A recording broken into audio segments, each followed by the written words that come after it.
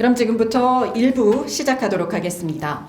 첫 번째로 우리나라 해양 레저 산업 시장 규모 및 현황이라는 주제로 장보현 한국리서치 SP 부서장님과 강덕진 비즈 부서장님의 발표가 있겠습니다. 한국리서치 장보현 부서장인데요. 그 파트 1번과 파트 2번으로 나눠서 발표드리도록 하겠습니다. 파트 1번에서는 해양 레저 산업 품목 정의 및 경기 해양 레저 산업에 대한 제조업 현황 부분인데요.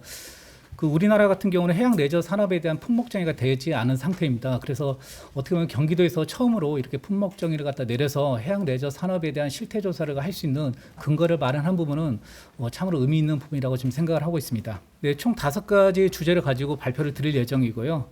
그 첫 번째 부분은 그 국내 해양 레저 산업 통계 현황 부분인데 현재 그 국내 같은 경우는 해양 레저 산업과 관련된 정확한 발표는 없고요. 그러니까 부산시에서 해양 산업 조사 부분과 관련해서 매년 그 전수조사로 실시를 하고 있고, 그 해양수산부에서 해양산업 통계조사해서 이 부분도 매년 전국 단위로 조사를 시행하고 있습니다. 그리고 시도별 해수욕장 현황조사도 그 매년 실시하고 있는 부분이고요. 그리고 레저 선박 생산 등록 및 조정 면허 취득 현황조사도 그 해양수산부에서 매년 조사를 실시하고 있습니다. 그러나 어떻게 보면은 그 해양 레저 산업과 관련된 부분은 현재 국내에서는 실시하고 있지 않은 걸로 알고 있고요. 그 이 부분에 대해서는 경기도에서 처음으로 해양 레저 산업에 대한 품목 정의를 갖다 해서 향후 아마 실태 조사가 아마 필요할 거라고 보고 있고, 이런 부분들을 갖다 좀 적극적으로 지원해 준다고 하면 경기도도 상당히 많은 부분에서 그 해양 레저 쪽에 큰 이바지를 할 수 있지 않을까 싶습니다. 네, 경기 해양 레저 산업의 현황 파악 부분에 대해서 말씀을 드리면 2017년도에 그 문헌 연구라고 해서 해양 레저 산업에 대해서 어떻게 정의를 내려야 되는지를 갖다 국내 자료를 갖다 수집을 하였고, 이때 그 해양 레저 산업에 대한 품목 정의를 하였습니다. 최근에 저희 쪽에서 그 경기도의 뿌리 산업 현황 부분을 갖다 그 발표를 하였는데, 그 부분 같은 경우도 제일 1차적으로 했던 부분이 품목 정의였습니다. 왜냐하면 뿌리 산업에 대한 어떤 정의를 갖다 내려야만 뿌리 산업이 경기도에서 차지하는 비중, 그다음 전국에 차지하는 비중을 알 수 있듯이 해양 레저 산업도 그 실태 조사나 현황 파악을 하려고 하면 제일 중요한 부분이 품목 정의 부분인데요. 이 부분은 2017년부터 조사를 갖다 수행했고 2019년도에 와서 이 품목 정의를 갖다 저희가 내렸습니다. 이때 품목 정의를 내렸던 부분이 저희가 3대 산업 부분과 그 다음 7대 품목으로 정의를 내렸는데, 이 부분은 다음 장에 설명을 좀 드리도록 하겠습니다. 이런 자료를 갖다 기초로 해서 기업체 실태 조사를 실시하였고 해양 레저 산업 규모를 갖다 일정 부분 좀 추산을 해보았습니다. 그리고 2022년도 올해 이제 들어서 이제 별도 이제 용역 사업을 갖다 발주해서 그 해양 레저 산업 부분이 상당히 많이 지금 변하고 있습니다. 그리고 규모도 많이 커지고 있는데요. 이런 부분을 갖다 다시 한번 해양 레저 산업에 대한 품목 정의를 갖다 저희가 다시 한번 내렸던 부분이 있는데요. 이 부분도 뒷장에서 다시 한번 발표를 하도록 하겠습니다. 또한 가장 중요한 부분이 품목 정의하고 기업체 리스트를 산정을 했지만 이 부분은 실제로 실태 조사를 통해서만 그 해양 레저 산업을 갖다 그 제가 추산을 할 수 있는 부분이기 때문에 향후 실태 조사가 아마 필요한 부분인데, 이 부분은 경기도에서 좀 더 예산을 갖다 편성해서 하면 좀 좋지 않을까 싶고, 한 가지 저희가 좀 아쉬웠던 부분 중에 하나는 뿌리 산업 같은 경우도 인천보다 경기도가 먼저 뿌리 산업에 대해서 상당히 많은 부분을 갖다 관심을 가졌고 규모도 경기도가 더 컸었거든요. 근데 의외로 실태 조사는 인천이 먼저 재작년에 먼저 수행을 해버렸더라고요. 어떻게 보면 인천이 경기도에 도움을 받아서 인천이 먼저 약간 적극적으로 약간 했던 부분들이 있는데, 이 해양 레저 산업 부분도 어떻게 보면 경기도가 주관이 돼서 먼저 수행을 하였지만은 이 부분이 어떻게 또 해양이 또 인천이랑 가깝게 엮여 있기 때문에 인천보다 좀 더 먼저 수행하는 게 어떨까 약간 싶습니다. 네, 아까 제가 말씀드렸던 해양 레저 산업을 갖다 하려고 하면 전체적 예산을 갖다 하려고 하면 일단 제일 먼저 필요한 부분이 품목 정의 부분이라고 말씀을 드렸고요. 그래서 2019년 기준으로 해서 해양 레저 산업을 저희는 3대 산업 및 7대 품목으로 정의를 내렸는데요. 첫 번째는 해양 레저 핵심 산업 부분, 그리고 해양 레저 상호 의존 산업, 그리고 공공기관 산업 해서 3가지 3대 산업으로 분류를 하였고, 이걸 갖다 다시 7대 품목으로 나눴는데, 핵심 산업 부분은 해양 레저 관광 기기 장비 제조업 부분, 그리고 해양 레저 스포츠업, 그리고 마리나업, 해양 문화 관광을 갖다 해양 레저 핵심 산업으로 갖다 분류를 하였습니다. 또한 해양 레저 상호 의존 산업 부분은 해양 레저 관광 서비스업과 해양 레저 기타 서비스업으로 분류를 하였습니다. 그리고 공공기관 산업 부분은 공공 레저 관련 공공 활동 부분으로 해서 총 7가지로 분류를 하였습니다. 이렇게 2019년도에 분류를 하고 나서 2020년도에 와서 보니까 산업의 변함이, 그다음에 해양 레저 산업 확장이 지금 된 부분입니다. 특히 국민 1인당 GNP 부분, 그러니까 GDP 부분이 뭐 일본보다 거의 한 770불 거의 이제 근처까지 왔더라고요. 그 3만 불 이상 정도 되면 해양 레저 산업에 대한 관심을 갖다 상당히 많은 나라에서 갖고 있는데요. 저희도 국민 소득 자체가 많이 향상이 됐기 때문에 때문에 향후 4만 불 계속 간다고 하면 해양 레저에 대한 관심도는 상당히 많아질 거라고 예상을 하고 있습니다. 네, 그래서 앞에서 이제 말씀드렸듯이 품목 정의를 갖다 저희가 2022년도 이제 고도화를 갖다 시켰었는데요. 2019년도에 7대 품목으로 정의를 내렸던 부분을 갖다 2022년도에 기존 7대 품목에 해양 레저 관광 장비 수리업 부분하고 해양 레저 관광 항만업 그리고 특히 낚시업 부분이 상당히 많이 증가하고 있는데요. 거의 골프 인구하고 거의 비슷한 수준으로 많이 낚시업 쪽이 많이 증가됐는데요. 이런 부분을 갖다 통해서 저희는 해양 레저 10대 품목을 갖다 2022년도에 정의를 내렸고 이걸 갖다 기준으로 해서 기업체 정리를 하고 이 부분을 가지고 이제 실태 조사를 수행하게 되면 경기도의 해양 레저 산업에 대한 정확한 분포를 갖다 확인할 수 있을 거라고 예상을 하고 있습니다. 네, 다음 장 부분은 저희가 경기도에 공장 등록된 리스트를 갖다 가지고 그러면 경기도에 해양 레저 관련된 장비 제조 기업체 수가 어느 정도 되는지를 갖다 파악해 봤습니다. 그 2019년도에는 12,980개가 해양 레저 관련된 그 산업 쪽으로 이제 그 제조업 쪽으로 이제 분포가 되어 있었는데 2022년도에는 17,300개의 기업이 해양 레저 관련 그 제조업 분야로 분류가 됐던 부분이고요. 이 부분은 나중에 실태 조사를 통해서 정확한 좀 자료는 산출이 필요하지만 어쨌든 2019년도에 비해 2022년도 제조업 분야는 상당히 많이 늘었다. 이렇게 말씀을 좀 드릴 수가 있을 것 같습니다.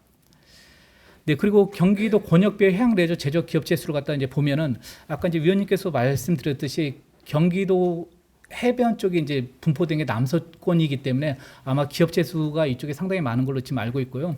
북서권은 1,350개 기업 정도, 그다음에 북동권은 1,729개, 그리고 남서권은 1,497개 기업이 있고요. 그다음에 남동권은 3,724개 기업이 경기도에 각각 분포돼서 해양 레저와 관련된 핵심 그 기업체 수로 분류를 갖다 하였습니다.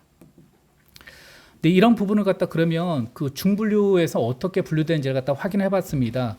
그래서 해양 레저 관광 기기 장비 제조 분야를 갖다 총 4가지로 저희가 분류를 하였고요. 그래서 그중에 레저 선박 건조업, 그리고 레저 선박 기기 장비 제조, 그리고 해양 레저 관련 기타 생산업, 그리고 해양 레저 스포츠 제조업 해서 4가지를 분류했고 각각으로 갖다 봤을 때 2019년도 18개 기업에서 2022년도에 20개 기업, 그리고 그 해양 레저 기기 장비 제조업은 2019년도에 12,138개 기업에서 15,324개 기업으로 많이 성장을 하였습니다. 해양 레저 관련 기타 생산업 부분도 580개 기업에서 1,666개 기업으로 많이 증가가 되었고요. 그 해양 레저 스포츠 용품 제조업 부분도 상당히 많이 성장된 것을 확인할 수가 있을 것 같습니다. 네, 이 부분을 갖다 가지고 그러면 저희가 북서권, 북동권, 남서권, 남동권 해서 총 4가지로 분류를 해서 이제 봤을 때요. 북서권 같은 경우는 레저 선박 건조업이 기존에 2개에서 2개로 이제 돼 있던 부분이고요. 레저 선박 기기 장비 제조업 같은 경우는 984개에서 1,081개로 많이 증가된 부분을 갖다 확인할 수가 있을 것 같습니다. 근데 해양 레저 관련 기타 생산업 부분도 기존에 98개에서 215개 증가된 부분을 갖다 볼 수가 있을 것 같고요. 그다음에 북동권 같은 경우는 레저 선박 건조업이 기존에 9개에서 6개로 약간 줄었던 부분이 있고 레저 선박 기기 장비 제조 부분은 1,145개에서 1,334개로 늘어난 걸 확인할 수가 있을 것 같습니다. 남서권 같은 경우도 레저 선박 건조업은 기존에 5개에서 6개로 좀 약간 늘었고요. 그 상대적으로 레저 선박 기기 장비 제조 부분이 상당히 많이 늘어난 걸 갖다 확인할 수 있을 것 같습니다. 그리고 해양 레저 관련 기타 생산업 부분도 기존에 230개에서 687개로 많이 는 걸 갖다 확인할 수 있을 것 같습니다. 마지막으로 남동권 같은 경우도 레저 선박 건조업은 기존에 2개에서 6개로 성장된 부분을 확인할 수가 있고 그 상대적으로 레저 선박 기기 장비 제조 부분은 기존에 1,571개에서 3,229개로 많이 성장된 걸 갖다 확인할 수가 있을 것 같습니다. 이런 자료 부분을 갖다 저희가 이제 말씀을 드리는 부분이고요. 그 이제 파트 2번에서 이제 발표 드리기 전에 어쨌든 경기도에서 가장 중요하게 지금 생각했던 품목 정의를 갖다 2019년도에 내렸고 저희가 2022년도에 재정비를 하였는데 이 부분을 가지고 기업체의 분류를 갖다 1차적으로 했던 부분이 있거든요. 이 부분을 가지고 좀 더 경기도에 도움이 될 수 있는 해양 레저 규모를 갖다 좀 산출할 수 있도록 저희가 경기도와 좀 협업해서 최선을 다해서 좀 산정할 수 있도록 하겠습니다. 마지막으로 이제 제 파트 2번은 강덕진 부서장이 발표드리도록 하겠습니다. 네, 방금 소개받은 한국리서치 강덕진입니다. 반갑습니다. 앞서는 그 경기도에 대해서 경기도의 그 현황이 어떻게 되는지를 살펴봤고요. 저는 우리나라 전체로 봤을 때 해양 레저 산업 규모가 어떻게 되는지를 살펴봤습니다. 이러한 그 전국적인 규모를 살펴보는데 가장 필요한 것은 이제 실태 조사를 통해서 결과를 확인하는 게 기본적인데 그걸 수행하지 않고 일단 있는 자료를 통해서 산출해 본 것이고요. 이것은 이제 추정 자료다라고 우선은 보시면 되겠습니다. 총 8개 파트로 구분을 해서 말씀을 드리겠습니다. 네. 그 기본적으로 그 전국 통계 표본 조사를 통해서 그 조사를 많이 하는데 규모를 알고자 할 때는 가장 쉬운 방법이 전수조사입니다. 그 산업군이 적을 때 이럴 경우에는 전수조사를 통해서 조사를 하는 경우가 많이 있는데 규모가 많이 크다면 그걸 다 조사할 수가 없기 때문에 표본 조사로 진행을 합니다. 지금 보시는 곳에 그 맨 1번 통계청 전국 사업체 조사 해당 업종 통계 이것을 지금 이번 분석에서 모집단으로 확인을 했습니다. 통계청 사업체 조사는 우리나라 전국에 있는 사업체를 등록을 하기 때문에 그런 내용들을 의무적으로 조사를 하게 돼 있습니다. 그런데 이게 단점은 2년 전 자료라는 겁니다. 한 2년 정도 분석을 하고 그 결과를 공표하고 추가로 또 하나의 단점이 뭐냐면 전수 자료를 전수 그 리스트를 확보할 수가 없다는 점입니다. 이것을 이제 통계 승인 조사를 통해서 약간의 표본 할당을 해서 추출된 데이터만 볼 수가 있지 전수 자료는 어떤 쪽으로도 공개가 되지 않습니다. 그렇기 때문에 모집단에 대해서 이 전국 사업체 조사를 활용했다라는 점은 약간의 일부 그 시기라든지 전체 자료 확보하지 못한다든지 이런 단점이 있다는 걸 유의하시기 바랍니다. 네, 이런 모집단 기준으로 해서 저희가 그 기업체 정보 DB를 가지고 추정을 했습니다. DB는 이제 공시자료 오픈된 결과가 되겠죠. 그 매출액도 나와 있고 종사자 수도 나와 있는 이 자료를 통해서 모집단으로 추정한 결과를 통해서 우리나라 해양 레저 산업 전국 사업체 통계를 활용한 시장 규모 추정을 했다라고 보시면 되겠습니다. 총 7개 품목을 7개 그 산업군으로 다 분석을 해봤는데요. 일단은 저희가 이 핵심 산업 4개 산업군으로만 분석한 결과를 말씀드리겠습니다. 전체 전국 사업체 통계로 봤을 때 이 4개의 사업군, 핵심 사업군의 총 사업체 수는 89,000개로 나옵니다. 그리고 거기에서는 이제 경기도가 25,000개로 나타났습니다. 비율로 보면 28% 비율입니다. 부산의 경우에는 총 7,000개로 전국적으로 비율은 8% 비율입니다. 경기도가 부산보다 훨씬 많은 비율을 그리고 사업체 수를 보유하고 있다라고 보시면 되겠습니다. 이러한 전국 사업체 통계를 기준으로 저희가 표본 조사로 추정을 하는데요. 표본 조사로 저희가 확보한 그 기업체 데이터 수는 11,560개입니다. 그리고 그 업체의 공시된 매출액 합계는 7조 1,000억 이렇게 나타났습니다. 4개의 핵심 업종 중에 가장 많은 부분 차지하는 게 역시 해양 레저 기기 장비 제조업입니다. 이게 그 총 매출액 합계는 6조 정도로 나타났습니다. 그 표본 조사 내에서의 경기도도 확인을 해봤는데요. 기업체 수는 44,900개, 약 5,000개 정도로 나타났고 매출액 합계는 3조 1,000억 원 정도로 나왔습니다. 이 비율은 한 43%, 44% 전국 대비해서 이러한 비율을 보이고 있습니다. 그러면 이 표본 조사 결과로 앞서 보여드렸던 모집단으로 추정을 하게 됩니다. 모집단 수와 이 표본 조사의 된 수를 그 가중값을 통해서 추정을 하게 되는데요. 단순한 추정은 아니었고요. 그 세부 업종별로 그 가중값을 부여한 추정치였습니다. 네, 그렇게 추정된 결과로 봤을 때 전국의 총 매출액 합계는 24조 정도로 나왔습니다. 해양 레저 기기 장비 제조업이 16조 정도로 나타났고요. 레저 스포츠업, 마리나 서비스, 마리나업, 해양 문화 관광업 순으로 매출액 규모가 크다라는 걸 볼 수 있습니다. 경기도로 봤을 때는 10조 규모로 추정이 됐습니다. 비율 또한 44% 전국 대비 44% 비율을 나타내고 있습니다. 해양 레저 기기 장비 제조업, 레저 스포츠업, 마리나업, 해양 문화 관광업 순으로 매출액 수준도 비슷한 순서를 보이고 있습니다. 네, 이렇게 추정된 결과를 추정해 놨는데요. 사실 이런 분석에서는 한계점, 이미 초기에 말씀드렸던 한계점이 3가지가 있습니다. 먼저 업종 분류를 했지만 이 사업체 통계에 대해서 이 해양 레저 부분이 아닌 업종과 업체가 존재할 수 있다라는 점입니다. 그래서 그런 부분이 포함이 돼 있을 수 있기 때문에 약간의 지금 말씀드린 결과가 과대 추정도 일부 있을 수 있다라는 한계점이 있고요. 두 번째의 경우에는 저희가 기업체 정보 자료를 활용했기 때문에 기업체 정보가 나타나지 않은 소규모 업체의 정보는 없습니다. 그래서 어찌 보면 이쪽은 과수 추정할 수 있는 그런 오류도 나타날 수가 있습니다. 세 번째로 해양 레저 관련된 구체적인 세분화된 정보가 없다라는 점입니다. 그 해양 레저 산업 수행 여부, 이 앞에 말씀드린 것과 연계되는데 해양 레저 산업이냐 아니냐를 판단하는 자료도 없고, 그리고 해양 레저 관련 매출액에 대한 근거 자료도 없습니다. 그래서 이러한 특화된 자료가 없기 때문에 약간 본 분석에서는 한계점이 세 가지가 존재한다라는 말씀드립니다. 그래서 개선 방안으로는 먼저 해양 레저 산업 특수 분류를 마련해야 된다라고 말씀드립니다. 앞서 말씀드렸던 그 분류를 했지만 거기에 추가적으로 또 재분류가 필요하다라고 보고 있습니다. 해양 레저 관광 기기 장비 제조업이 세부적으로 보면 네 가지로 구분이 되는데요. 예를 들어 레저 선박 기기 장비 제조업에 보면 맨 오른쪽에 미해당 업종이 잔뜩 있습니다. 네, 이러한 미해당 업종에 내에서도 해양 레저가 아닌 업종이 있을 수 있기 때문에 이런 재분류 작업을 통해서 해양 레저 산업의 특수 분류를 마련해야 된다라는 점이 개선 방안 첫 번째로 말씀드리겠고요. 두 번째로는 해양 레저 산업 실태 조사가 필요하다라는 점입니다.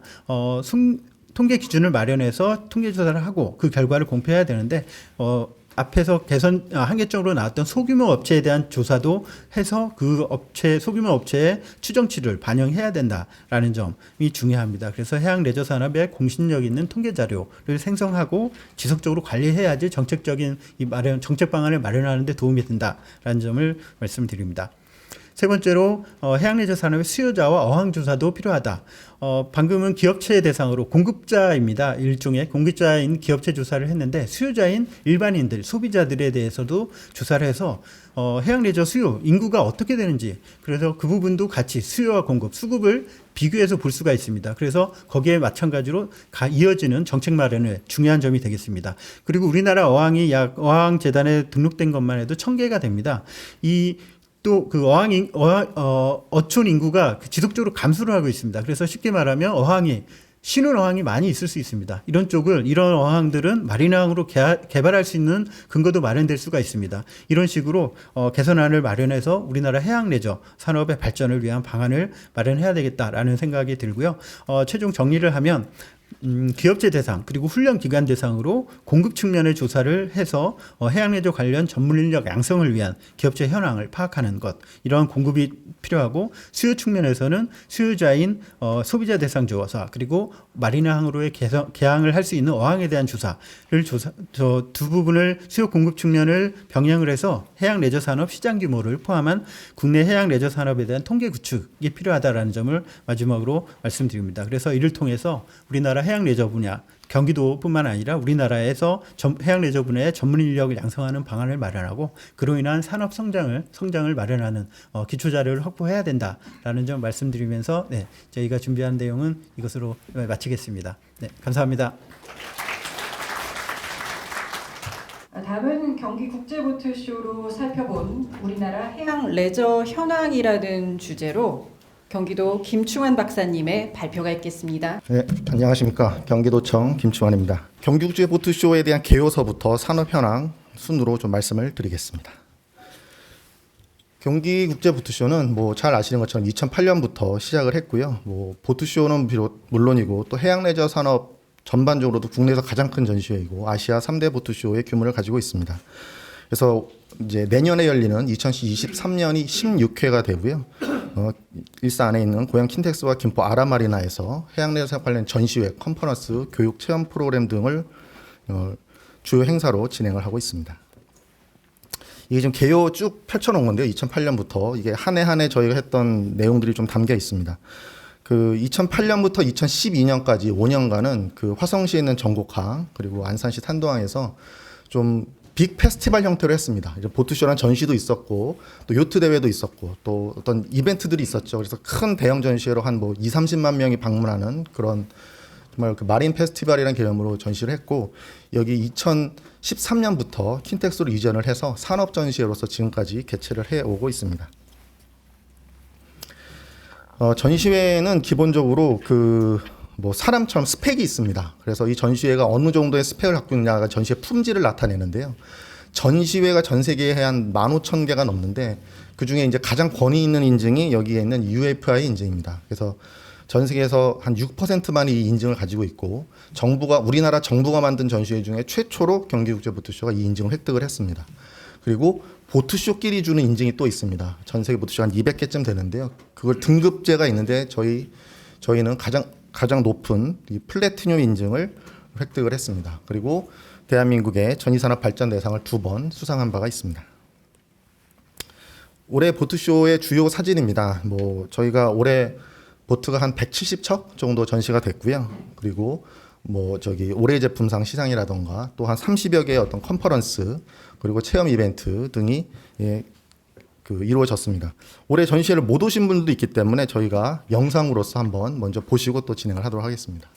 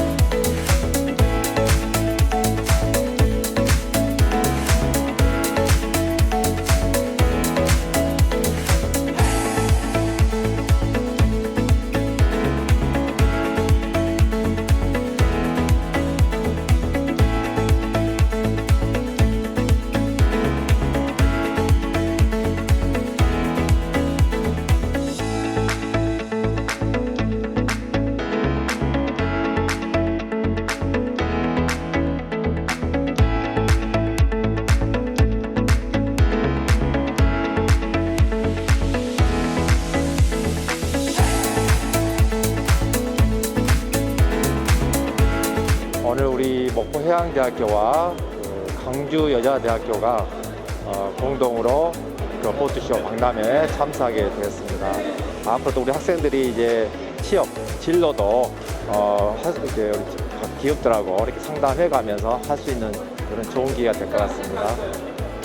지금은 당장은 아니더라도 구입을 희망을 하고 있어서 그래서 어떤 보트들이 있고 어떤 보트들이 어떤 특징을 갖고 있는지 그리고 장단점이 무엇인지 그리고 가격대가 어떻게 되는지 그런 동향을 좀 파악하고자 이쪽 보트쇼에 오게 되었습니다.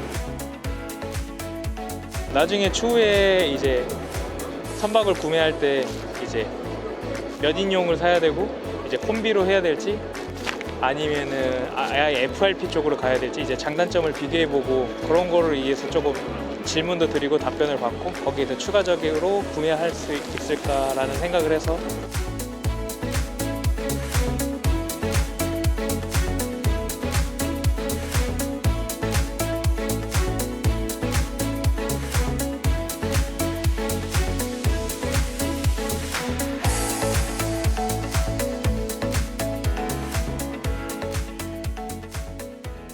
제가 보트쇼도 기획을 하고 이제 담당을 하고 있는데 올해가 제일 어려운 해였습니다. 왜냐하면 코로나 때문에 이제 뭐 개최 취소도 되기도 온라인도 하게 하면서 그 예산이 예년 대비해서 한 거의 절반으로 줄었고요. 첫 번째 문제가. 두 번째로 그 개최 2개월 앞두고 이 실행할 킨텍스의 보투쇼 사무국 지원들이 전원 교체가 돼서 2달 만에 이제 새로운 팀으로 이제 준비를 하는 굉장히 어려운 해였습니다. 그렇지만 이 뒤에서 지금 설명이 나올 텐데 그래도 결과가 괜찮게 나온 것 같아서 그 뭐 나름 굉장히 그 사무국 지원들이랑 감사하게 생각하는 부분이 있습니다. 자, 오늘 제가 지금 이어서 발표할 내용은 그 주로 숫자, 넘버에 대한 부분이 나올 겁니다. 이 자료들은 저희가 이제 지속적으로 매년 그 보투쇼의 만족도 조사와 성과 평가를 하고 있는데요. 한 450명 정도 내외의 이제 표본을 가지고 조사를 한 그 결과입니다. 산업 현황에 대한 질문입니다. 지난 1년 동안 해양 레저 활동에 얼마나 돈을 썼는가에 대한 질문을 해준 겁니다. 일반 사용자들을 상대로 한 거고요. 여기에 보시면 파란색과 약간 빨간색이 나오는데 파란색은 2019년도 자료이고 이 빨간색은 올해 조사한 2022년도 자료입니다. 보시면 맨 왼쪽에 있는 부분이 그 30만 원 미만의 이제 금액을 썼다라는 겁니다. 그래서 지난 1년 동안 해양 레저 활동에 30만 원 미만을 썼다가 맨 왼쪽이고 가운데로 갈수록 50, 100, 200 이렇게 숫자가 높아지는 겁니다. 그래서 보시면 2019년도에는 30만 원 미만으로 썼다는 비율이 30%로 제일 높았습니다만 이게 올해에는 보시면 이게 분산이 됐죠. 그래서 그 50만 원에서 500만 원까지 그 비율이 분산이 된 걸 알 수가 있습니다. 즉 해양 레저 산업, 그러니까 해양 레저 활동을 하기 위해서 사용자들이 돈을 쓰고 있다라는 걸 알 수가 있습니다. 자, 두 번째 질문은 그 해양 레저 제품의 구매 의향이 있는 의향도를 물어본 질문입니다. 2019년도에는 보시면 약 65% 정도가 그 구매를 하겠다는 응답을 했다면 2022년도에는 73%로 그 비율만 보면 한 12% 정도가 높아진 결과값이 나오고 있습니다. 다음 향후 해양 레저 활동을 할 의향이 있는가에 대한 질문입니다. 그래서 2019년도에 그 의향 질문에 대해서 100점 평균으로 했을 때 약 63점이었다면 2022년에는 68점으로 한 5점 정도가 상향이 돼서 지금 보시는 것처럼 구매할 의향이 있고 활동할 의향이 있다라는 약간 소비자들이 좀 더 적극적으로 이 산업에 그 참여하겠다는 의견을 나타내고 있습니다. 그럼 언제쯤 해양 레저 활동을 할 것이냐에 대한 질문입니다. 그래서 과거 2019년에 제일 높았던 응답이 1년에서 3년이었습니다. 그러니까 조금은 이제 구체적이지 않았다는 거죠. 하지만 2022년도에는 6개월 이내가 가장 높은 응답 비율을 나타내고 있습니다. 그래서 구체적으로 올해 해양 레저 활동을 하겠다라고 하는 활동 계획도 있다는 걸 알 수 있습니다. 자, 그럼 해양 레저 활동을 하기 위해서 가장 큰 장애 요소가 뭐냐에 대한 질문입니다. 그래서 그 제일 높은 거는 지금 응답을 나타내고 있는 거는 시간적 여유가 없다와 경제 여건이 안 된다가 제일 높은 이유를 나타내고 있습니다. 이건 레저 산업이기 때문에 당연히 시간과 돈이 있어야 할 수 있는 것이니까 이게 부족하다면 장애 요소가 나오죠. 하지만 2022년도에 가장 높은 응답을 나타낸 거는 주변에 할 만한 장소가 없다라는 것입니다. 따라서 해양 레저 활성화하려면 거주지와 가까운 곳에 이 활동을 할 수 있는 인프라를 조성할 필요가 있다라고 해석할 수가 있을 것 같습니다. 자, 다음 질문은 그 해양 레저 활동에 대한 예상 비용입니다. 아까는 실제로 쓴 돈이 얼마야를 물어봤던 거고요. 얼마나 쓸 것 같아라고 하는 부분을 이제 예상치를 물어본 겁니다. 그래서 아까는 사실 제일 많은 응답이 500만 원, 200만 원, 500만 원 그쪽에 분산이 돼 있었잖아요. 근데 지금 보시면 그게 한 1000만 원까지도 높은 응답을 나타내고 있습니다. 그래서 여기를 위해서 해양 레저 활동에서 내가 좀 더 소비를 하겠다라고 하는 그런 의사를 표현하고 있습니다. 자, 그렇다면 해양 레저 산업을 활성화하기 위해서 무엇이 필요한가에 대한 질문입니다. 그랬더니 그 1, 2번은 동일했습니다. 정부 차원의 지원이 지금 필요하고, 왜냐하면 산업의 지금 초창기니까요. 정부 차원의 지원이 제일 필요하고, 두 번째로 국민의 인식 전환이 있어야 한다는 얘기가 공통적으로 높게 나타나고 있습니다. 다음, 해양 레저 산업이 일자리를 만드는 것 같은가에 대한 질문입니다. 해양 레저라는 게 기본적으로 소비성이 있는 산업이지만 일자리 창출이 하는 것 같은가에 대한 질문인데 19년도보다도 높은 비율로 해양 레저 산업이 일자리를 창출하는 그런 산업이다라고 응답하고 있습니다. 다음은 이제 경기국제 보트쇼 관람객을 중심으로 이제 질문을 한 내용입니다. 왜 보트쇼를 관람하느냐에 대한 질문을 했을 때 기본적으로 해양 레저 활동에 관심이 있어서 본다라고 하는 응답이 제일 높았고요. 그리고 이제 보트쇼에서 구매를 하거나 그런 의향이 있는가의 질문입니다. 이게 중요한 이유가 아까 2013년 이후에 경기국제 보트쇼는 산업전시회로 전환했다는 말씀을 드렸잖아요. 그래서 이게 비즈니스 전시회로서 이 전시회가 자리를 잡으려면 전시회가 어떤 거래에 그 좀 기반이 되어야 합니다. 그래서 이에 대한 질문에 경기국제보트쇼를 통해서 구매했다는 응답이 확연하게 높아졌죠. 지금 맨 오른쪽이 이제 2022년입니다. 왼쪽이 2018, 19년도고요.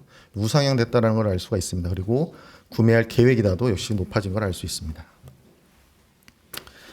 다음은 이제 저희 보트쇼에 대한 평가 항목입니다.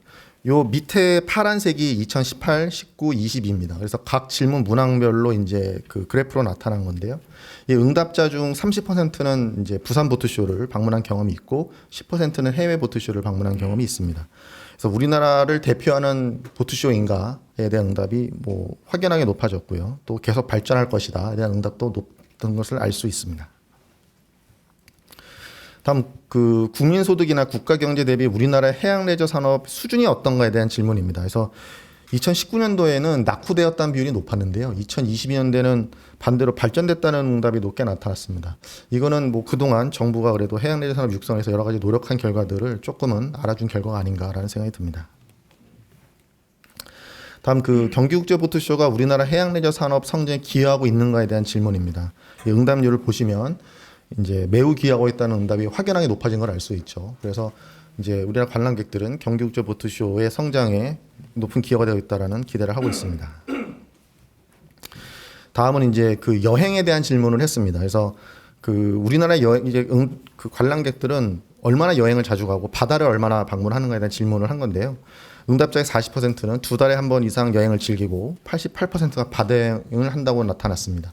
실제로 그 이렇게 해양 관광이 중요성이 굉장히 높아졌고 경기도도 경기바다라고 하는 해양 관광 브랜딩을 해서 지금 해양 관광 활성화 사업을 지금 하고 있습니다. 이것도 올해 예산이 좀 깎여가지고 좀 어려움이 좀 있는 상황입니다.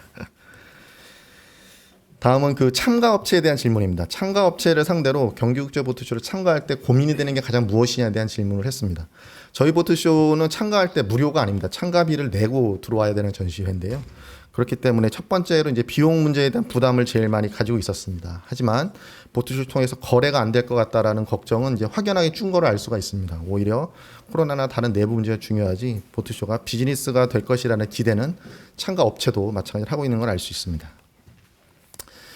다음으로 이제 업체들이 가장 많은 그 판촉 활동, 홍보 활동을 하는 것은 무엇인가에 대한 질문입니다. 역시 전시회 참가에 가장 많은 홍보 활동을 하고 있다는 것이 나타나고 있습니다. 다음으로 이제 계약까지 걸리는 시간을 물어본 건데요. 그 보트쇼는 이제 소비자 박람회가 아니죠. 사실 전시회를 통해서 만난 고객들이 그 뒤에 끊임없이 상담이라든가 시승이라든가 어떤 과정을 거쳐서 이제 실제 거래가 이루어지게 됩니다. 그래서 이게 얼마나 걸리는가 계약까지에 대한 질문인데요. 1개월에서 3개월 미만의 비율이 이제 계속 높아지는 것을 알 수 있습니다. 즉, 좀 구체적으로 계약 행위가 이루어진다는 거죠. 전시회가 끝나고도. 다음은 이제 제품 수준에 대한 질문입니다. 이제 사실 이제 국산화를 많이 해야 하고 이제 국산품이 해양 레저 부문에도 많이 늘어나고 있는데 그렇다면 우리나라의 제품은 세계 최고 수준 대비 어느 정도 수준인가라고 질문을 했을 때 약 80%대를 계속 나타내고 있습니다. 그래서 이게 사실 몇 년째 80%대를 좀 계속 머물고 좀 있는 아쉬움이 있습니다. 그래서 경기도 좀 R&D라든가 이런 부분들에 좀 사업이 좀 만들어지면 지금 앞에서 인사하셨던 많은 이제 도내 제조 기업들이 조금 더 그 좀 선진화된 제품을 만들 수 있지 않을까라는 기대를 합니다. 근데 이게 경기도는 없습니다. 사실 R&D에 관련된 사업이. 그럼 이제 어떠한 게 필요하냐에 대한 질문입니다. 당연히 이제 판로, 자금 이런 부분이 중요한데요. 조금 눈여겨봐야 될 점은 인력에 대한 얘기가 확연히 늘었습니다. 그러니까 즉 해양 레저 산업이 성장하고 있고 제품이나 내가 서비스업을 해야 하는데 적합한 그 사람을 채용하는 되게 어려움이 있다라고 하는 내용입니다. 따라서 이거는 사실 해양 레저 관련된 학과가 우리나라에 없거든요. 대학 안에. 그러다 보니 이제 아주 좀 그 적합한 사람, 꼭 필요한 사람을 뽑는데 기업들이 많은 어려움을 겪고 있다라는 부분들이 이 설문응답에서 나타나고 있습니다. 다음은 이제 우리나라의 적정한 보트쇼는 몇 개가 적정하겠느냐라는 질문입니다. 이 응답자의 50%는 부산 보트쇼를 참가를 했고 해외 보트쇼도 24%를 참가를 했습니다. 이 얘기는 경기 보트쇼만 온 사람이 응답이 아니라는 말씀을 좀 드리려고 한 겁니다. 네, 그랬더니 한 2개 정도가 적당하다. 그리고 개최가 돼야 된다면 수도권이 돼야 된다라는 응답이 가장 높았습니다. 다음 아까 국민소득 대비 해양레저 산업의 발전 수준은 어떤가에 대한 질문인데요. 아까 기억나시는지 모르겠지만 참관객은 반대였죠. 약간 역전됐습니다. 근데 기업은 좀 다른 입장입니다. 여전히 낙후됐다는 응답이 제일 높습니다. 하지만 그 격차는 좀 좁혀졌습니다. 발전하긴 했는데 그래도 아직은 많이 낙후됐다라는 하는 의견들을 보이고 있습니다. 이제 경기국제부터 추천 의향입니다. 사실 경영학에서 굉장히 중요한 게 이 추천도거든요. 추천할 생각이 있느냐라는 비율인데 예년 대비해서도 15% 이상 늘어나고 추천 의향도는 굉장히 높게 나타나고 있습니다. 자, 그럼 해양레저 산업 발전을 위해 무엇이 필요하겠느냐라는 질문입니다. 역시 인프라가 제일 높고요. 인프라, 그다음에 법 제도 정비, 그리고 R&D, 인력 양성에 대한 얘기가 나옵니다. 역시 이것도 이제 22년도 동일한데 인력 양성이 좀 더 앞으로 왔죠. 그러니까 지금 사람이 필요하다는 얘기들을 계속 지속적으로 업계에서는 하고 있는 상황입니다. 그다음에 경기도가 하고 있는 해양레저 육성 사업들에 대한 의견도 들었습니다. 저희가 이제 보트쇼도 개최를 하고 경기도가 해양레저 인력 양성도 하고 또 포럼 개최도 하고 있습니다. 그래서 이 사업들이 우리나라의 해양레저 산업의 발전을 하고 있는가의 질문에 역시 높은 비율로 기여를 하고 있다라고 응답을 해주고 계십니다. 이제 마지막 결론입니다. 지금 저희가 숫자로 보셨던 것처럼 해양레저 산업이 성장을 하고 있습니다. 실제로 성장을 하고 있죠. 그리고 소비가 이루어지고 있고요. 참여가 늘어나고 있습니다. 그리고 경기국제 보트쇼는 이렇게 참가업체와 참관객이 인정한 비즈니스가 이루어지는 대표 보트쇼로 자리매김을 했습니다. 하지만 무엇을 육성해야 되는가에 대한 것도 명확하죠. 그래서 법 제도가 조금 더 정비가 되어야 하고 이 산업에 적합한 사람이 필요하고 또 사용자들의 인식 전환 그리고 적합한 인프라, R&D에 대한 부분들에 대한 요구를 하고 있습니다. 이게 중앙정부가 또 할 수 있는 일이 있고 저희가 또 지방정부 차원에 할 수 있는 일들이 있습니다. 그래서 이런 부분들을 체계적으로 도가 이미 지금 선도적으로 하고 있지만 이런 부분들을 또 의회에서 많이 도와주셔서 진행이 된다면 경기도가 진짜 해양레저 산업을 이끌어가는 대표적인 지자체가 되지 않을까 생각이 듭니다. 네, 경청해 주셔서 감사합니다. 그럼 다음은 한국 소비자가 선택하는 보트 트렌드의 변화와 전망이라는 주제로 스타보트 최순석 대표님의 발표가 있겠습니다. 안녕하세요. 여러분 반갑습니다. 스타보트 대표 최순석입니다. 한국 소비자가 선택하는 보트 트렌드의 변화와 전망에 대해서 좀 더 구체적으로 작년과 올해 저희 회사에서 팔았던 보트들을 가지고 여러분들한테 좀 설명하는 좀 그런 시간을 갖도록 하겠습니다. 지금 6가지 목차에 의해서 이제 여러분들한테 좀 설명하도록 하겠습니다. 이거는 제 양력에 대한 얘기고요. 지금 참돔 잡은 게 작년 겨울에 제가 제주도 저희 집 앞에서 잡았던 참돔이 보입니다. 아마 여러분께서도 감을 좀 잡으셨을 텐데 낚시에 대한 얘기가 좀 많이 될 것 같습니다. 제가 이 사업을 처음에 2008년도에 경기국제보트쇼에 나가면서 시작을 했을 때 낚시에 좀 초점을 좀 맞췄어요. 그래서 그 부분에 대해서도 좀 설명을 드리도록 하겠습니다. 자, 지금 이제 올해 저희 회사에서 가장 많이 팔렸던 보트입니다. 지금 4가지 종류의 보트를 좀 여러분한테 보여드리고 있는데 작년도도 똑같이 이 4가지 보트들이 판매가 됐어요. 그러면 많은 분들이 보트에 대해서 생각을 하시면 파워보트 큰 방이 4개, 6개 있는 그런 보트를 많이 생각을 하세요. 저희 회사에서 보통 하루에 4팀에서 5팀, 주말에는 많게는 10팀 정도의 손님들이 오십니다. 그럼 저희 마케팅 직원이나 제가 나가서 설명을 해드리면 대부분의 분들이 먼저 이제 얘기를 하시는 건 뭐냐면 선실이 있는 거를 많이 생각을 하세요. 선실이 있는. 예전에는 좀 더 심했습니다. 예전에 코로나 전에는 17년, 16년에는 오시는 많은 분들은 화장실도 따로 있고 집과 같은 집을 선택을 하셨어요. 근데 지금 보시는 보트들이 전부 다 좀 실용화된 보트고 좀 소형 보트입니다. 그럼 이 보트들 모델별로 해가지고 어떤 특징들이 있고 손님들께서 왜 이런 보트를 선택하셨고 저희가 이런 보트를 권하는 이유들 이런 것들을 통해서 어떻게 한국의 보트에 대한 소비자 인식이 바뀌어졌는지를 한번 설명하겠습니다. 예전에 제가 이 사업을 시작했을 때 처음에 오셨던 분들은 대부분 배를 구매하시는 이유는 첫 번째가 대부분 과시욕이었습니다. 많은 분들이 배를 파워요트, 큰 슈퍼요트 같은 큰 집과 같은 개념에서의 보트들을 대부분 대부분 원하셨어요. 그래서 대부분 이제 오셨던 분들이 방이 몇 개 있느냐, 내지는 얼마만큼 크냐, 내가 1박이나 2박을 내지는 이 배를 타고 내가 제주도를 갈 수 있는가, 이런 부분에 대한 이런 내용들에 대해서 주로 많은 분들이 저희한테 문의하셨던 분들이 많이 있습니다. 그런데 코로나를 지나고 나서부터 19년, 20년, 21년부터 이제 좀 더 많은 부분들이 좀 바뀌었어요. 그 중에 이제 가장 많이 바뀐 부분은 바로 중고보트에서 신품으로의 전환입니다. 저희가 올해 중고보트를 한 대를 수입했어요. 그 작년 같은 경우는 중고보트를 한 10대 정도 수입했었고요. 코로나 이전에는 중고보트를 한 50대 정도 수입을 했었습니다. 지금 저희 판매 대수는 70대 정도 올해 지금 판매를 하고 있고, 작년에 한 100대 정도 이제 신품 보트를 팔았어요. 근데 지금 보시는 것처럼 배들이 예전에 비해서 작아졌다는 걸 느끼실 수 있을 겁니다. 지금 배들 지금 보시면 지금 요 보트는 그 ST190이라는 건데, 190이라는 얘기는 19피트란 얘기입니다. 그러면 이제 길이로 얘기를 하게 되면은 보통 이제 6m가 안 되는 소형 보트죠. 그래서 이 보트는 이제 아토믹스라는 보트고, 뉴질랜드에서 이제 OEM을 줘서 중국에서 만드는 보트입니다. 그래서 지금 보시는 것처럼 5m 60, 그리고 폭도 작죠. 2m 30, 전체 중량도 800km밖에 안 나가는 보트입니다. 그래서 엔진 마력수도 115마력, 승선 인원 7명. 지금 보시는 것처럼 그 전번에 이제 예전에 많은 분들이 보셨던 그런 니즈하고 전혀 관계가 없어요. 화장실도 없고 크루징도 되지 않는 그런 보트인데도 불구하고 이 보트의 수요가 가장 많았습니다. 판매도 가장 많았고, 그 이유는 이제 소비자들이 이제 나름대로 좀 현명해졌다고 볼 수 있습니다. 큰 배들은 과시욕이나 내지는 유지하는데 굉장히 많은 비용이 들어갑니다.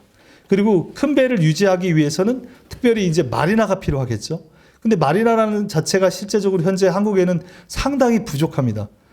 그렇기 때문에 이렇게 조그만 보트든 이 보트들은 자기 집 앞마당이나 내지는 보관소, 내지는 전곡항 같은 경우는 뭐 10여 개의 보관소들이 있습니다. 그 보관소에서 1년의 보관비가 배만 따지면 100만 원에서 200만 원밖에 되지 않아요. 근데 예를 들어서 제가 이제 팔고 있는 보트 중에서 가장 큰 보트는 66피트짜리 보트를 지금 팔고 있습니다. 판매 가격은 40억이에요. 근데 그 보트는 1년에 보통 보관비랑 보통 일반적으로 들어가는 돈이 1억 이상이 들어갑니다. 직원도 필수적으로 2명의 직원이 필요하겠죠. 예. 그만큼 굉장히 큰 보트들은 비용이 많이 들어가죠. 근데 이 보트 같은 경우는 저희가 지금 새 보트로 출고했을 때 전곡항에 있는 육상에다가 보관했을 때 기름값을 제외하고 보통 저희가 얘기할 때는 300만 원 정도 얘기를 합니다. 그럼 1년에 1억과, 근데 1억도 사실은 이제 저희가 작게 얘기한 거고, 많이 들어갔을 때는 예를 들어서 이제 큰 배 같은 경우는 한번 출항할 때나 내지는 뭔가 좀 문제가 발생했을 때는 보통 기본적으로 뭐 1억, 1억 들어가는 건 뭐 1억, 2억, 3억, 5억도 들어가는 경우도 있죠. 수리비로. 그래서 지금 보시는 것처럼 이렇게 작은 보트들 1년에 300만 원 정도의 유지 보수비로 일반적인 지금 가격대는 지금 보신 것처럼 4천만 원이라는 보통 소나타 값으로 살 수 있는 이런 보트들이 가장 많이 판매가 됐습니다. 다음 보트는 이제 그 조금 달라졌어요. 앞에 있는 보트보다 조금 달라졌는데 어떤 면이 달라졌냐면 앞에 이렇게 유리로 만들어진 보트입니다. 자, 이 보트는 지금 보시는 것처럼 7m 20권이에요. 그럼 7m 20이면 이제 한국 도로에서 끌고 다닐 수 있는 가장 마지막 라인입니다. 그리고 한국에서 지금 현재 그 견인차로 우리가 끌고 다닐 수 있는 가장 좋은 차라고 할 수 있는 거는 모하비가 있는데, 모하비로 끌고 다닐 수 있는 마지막 보트입니다. 그래서 이 보트 같은 경우는 끌고 다닐 수 있는 걸로 저희가 판매를 하고 있긴 하지만 실제적으로 한국 도로 여건상 끌고 다니는 것보다는 뭐 이제 왕산 마리나나 아라 마리나 뭐 제부 마리나 같이 마리나로 지금 현재 있는 경우가 더 많이 있습니다. 근데 이 보트를 이제 찾으시는 고객분들은 지금 가격대에서도 보시는 것처럼 7천만 원대인데 옵션을 달면 9천만 원대, 그러니까 1억 미만에서 이제 저희가 판매하는 보트인데, 이 보트 사시는 분들이 맨 처음 대부분 어떻게 오시냐면 크루즈 보트를 찾아오세요. 근데 크루즈 보트를 저희가 보여드리면서 그 크루즈 보트의 단점을 먼저 말씀을 드립니다. 왜냐하면 저희 회사에서도 중고 보트를 팔거나 크루즈 보트를 팔면 중고 보트 같은 경우는 사실 팔았을 때 손이 굉장히 많이 갑니다. 그러면 AS라든가 이런 것들이 많이 발생을 하면 사실 회사로서는 굉장히 좀 피곤하고 치명적인 어떤 뭐 예를 들어서 분쟁거리가 될 수 있기 때문에 힘든 경우가 많이 있기 때문에 요즘은 저희 마케팅 직원들한테도 교육할 때 가급적이면 새 보트 그리고 좀 작은 소형 보트들을 좀 권하는 편이에요. 그래서 크루즈 보트를 선택하시는 분들을 많이 이쪽으로 지금 현재 전환시켰습니다. 이 보트로. 그만큼 인기가 굉장히 좋았고 지금도 만족도가 굉장히 높은 보트입니다. 대표적인 그 만족도가 좋은 이유 중에 하나는 지금 보신 것처럼 맨 뒤에 트랜섬이라 그러죠. 그래서 그 선미 쪽에 보시면 엔진이 야마하 엔진 이제 선회기가 달려 있는데 이게 굉장히 큰 요소입니다. 선회기가 달렸다는 건 특히 서해 같은 경우는 이제 양식장이 많고 그다음 바다 지형이 험한 지형에서는 이런 선회기들을 사용하지 않았을 때는 상당히 그 낚시가 굉장히 힘들어져요. 그러니까 보팅 자체가 힘들어지는 경우를 많이 봤어요. 크루즈 보트 같은 경우는 보통 5번 나가서 제가 많이 봤을 때는 2번에서 3번 줄 걸리는 경우를 많이 봤어요. 근데 선회기 같은 경우는 한 번도 그런 적이 없어요. 그러니까 줄 걸리면 바로 이제 뒤에 있는 트림을 들어서 이제 밧줄을 끌고 나올 수 있기 때문에 크루즈 보트를 처음에 선택하시는 분, 그러니까 먼저 문의하신 분들을 많이 이쪽으로 유도를 해서 이분들이 지금 현재 만족도를 많이 가지고 운행하고 있는 보트가 됩니다. 다음 보트는 이제 유럽에서 나오는 보트입니다. 지금 유럽은 어떻게 나오냐면 지금 여기 이제 사이프러스라고 해서 그리스 옆에 있는 나라인데 이 보트를 이제 만든 사람은 이제 아즈미트라고 되게 이태리에서 되게 유명한 사람이 나와서 자기 나라에 와서 만든 보트입니다. 그래서 폴란드 쪽과 지금 사이프러스, 그리스 이쪽으로 해서 배들을 좀 많이 만들어요. 특히 이제 폴란드 쪽에서 많이 만드는데 이 보트는 아까 전반부에 보셨던 보트와 다르게 선실이 없습니다. 기본적으로 이제 화장실은 있어요. 화장실은 저 앞에 있는 지금 저 앞에 콘솔이라 하는데 콘솔 안에 화장실이 있는데 이 보트는 선실이 없이 낚시를 위한 보트입니다. 낚시를 위한 보트인데 제가 봤을 때는 좀 약간 덜 팔리고 있어요.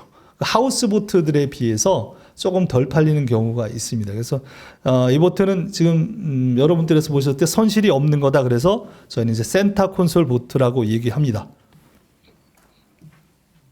자, 다음 보트가 이제 없어서 못 파는 보트예요. 저희 이제 올해 경기 보트쇼에서도 상당히 이제 인기가 있었고 실제적으로 올해 저희가 이 카닉이라는 회사에 20대를 그러니까 작년에 20대를 주문했는데 저희가 4대밖에 받질 못했어요. 근데 그 4대마저도 그냥 보트쇼에서 다 팔려버릴 정도로 상당히 인기를 가지고 있는 보트입니다. 우선은 금액은 1억 초반대에서 거래가 돼요.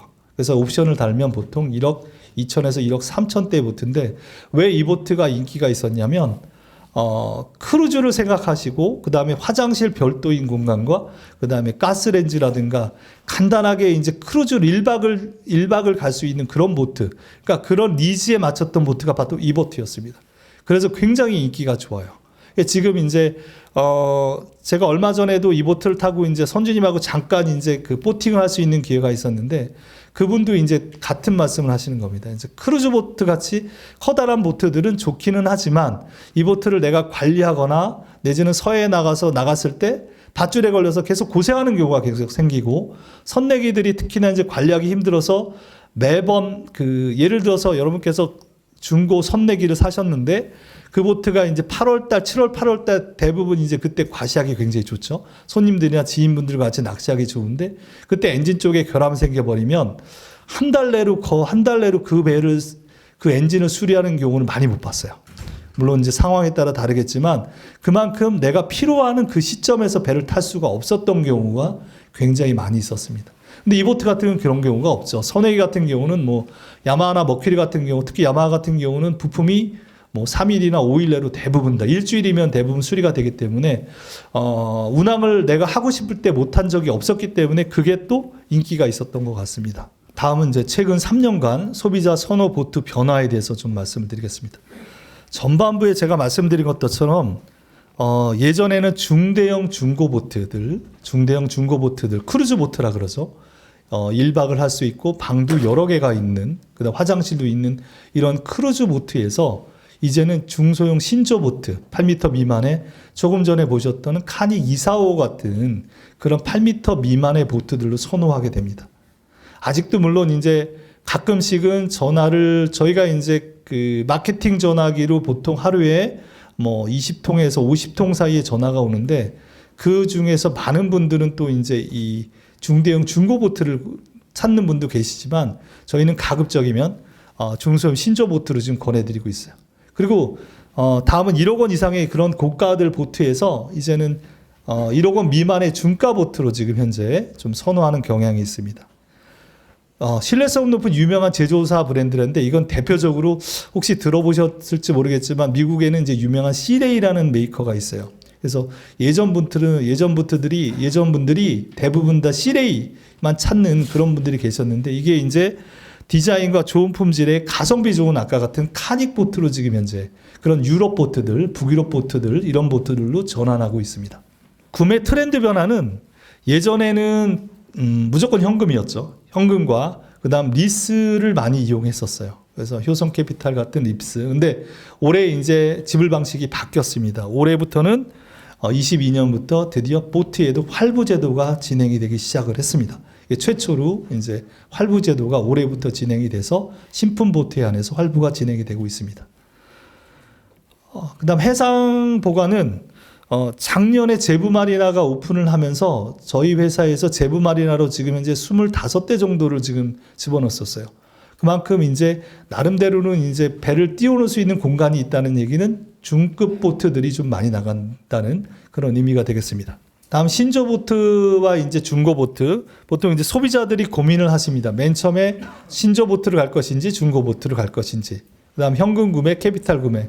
그다음 이동용, 보관용. 자, 이런 부분들은 제가 이제 경기 국제 보트쇼와 이제 지난번에 얘기를 해서 이런 어떤 이제 소비자들이 왔을 때 내가 신조 보트를 갈 거면 어디로 들어가고 그다음에 뭐 이런 소비자들 니즈에 맞춰서 들어갈 수 있는 어떤 이제 포맷을 좀 만들자는 얘기가 있어서 그런 포맷을 만들 때 선택하는 부분들입니다. 그래서 고민하는 부분들은 사실은 지금 현재 가장 많이 고민하는 부분은 세 번째인 피싱용으로 갈 거냐 아니면 레저용으로 갈 거냐. 즉 약간의 좀 과시와 뽀대 위주의 그 레저용 크루즈 보트냐 아니면 실질적인 낚시 보트로 갈 거냐. 이 부분 가지고 많은 부분들이 고민을 하십니다. 자, 국산과 수입산과의 차이점인데 저희는 이제 수입 보트를 이제 취급하는 업체고 이제 다음에 이제 강의하실 분은 이제 국산 보트를 제조하시는 분인데 국산 보트의 가장 큰 특징은 뭐니 해도 소비자 니즈에 맞는 낚시 보트입니다.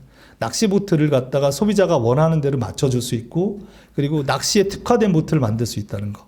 대신에 수입 보트의 단점은 한국 낚시 환경에는 좀 잘 맞지 않는 경우들이 굉장히 많이 있어요. 그래서 그 부분이 상당히 어려운 면이 있습니다. 대신에 장점이라 그러면 아무래도 대량 생산이라든가 아니면 전통의 설계를 통해서 상당히 우수한 보트를 수입할 수 있다는 그런 장점이 있습니다. 저희 회사 매출액에서 사실 파워요트가 차지하는 비율이 좀 절대적입니다. 왜냐하면 파워요트 한 대가 뭐 20억, 30억씩 하는 경우도 많이 있기 때문에 하지만 판매 대수에서는 압도적으로 낚시보트가 많습니다. 특히 낚시보트는 이제 향후에 제가 좀 추구하고 있는 내용 중에 하나가 이제 낚시 대회를 좀 추구하고 있는데 낚시 대회를 통해서 좀 긴장감도 두고 그다음에 서로 간의 좀 경쟁 의식을 통해서 좀 재미난 그런 낚시를 할 수 있도록 낚시 대회를 좀 추구하고 있습니다. 그래서 보시는 것처럼 지금 현재 저희는 수입업체는 상당히 어려움을 겪고 있어요. 가장 큰 어려움이라면 여러분께서도 잘 아시다시피 원달러가 너무 올라서 상당히 지금 현재 불황이죠. 그다음에 하지만 이 시기가 지나고 나면 앞으로의 레저보트의 시장은 이전에도 그랬듯이 좀 더 가파르게 올라갈 것으로 예상이 되고 있습니다. 이상 한국 소비자가 선택하는 보트 트렌드의 변화와 전망에 대해서 말씀드렸습니다. 감사합니다, 여러분.